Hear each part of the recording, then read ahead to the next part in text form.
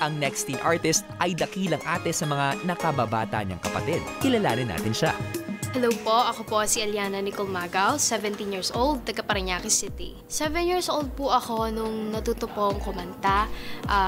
Tinuruan po ako ng papa ko. And ang trabaho po ng father ko po ay nagpipintura po siya ng sasakyan. And ang mother ko naman po is nagmamanicure po at nagbebenta po siya ng mga merienda po sa tabi ng school. Panganay po ako, 4 po kami magkakapatid, 3 pong lalaki at ako lang po mag-isang babae. Ano namang feeling maging panganay? Medyo mahirap po. Bakit naman? Kasi po, mga bata pa po yung mga kapatid ko. Medyo makulit. Mahirap din pong alagaan. Masakit sa ulo? Yes po. Inaaminin din. Sumali po ako ng The Voice Teens para po sa family ko, sa mga sumusuporta po sa akin.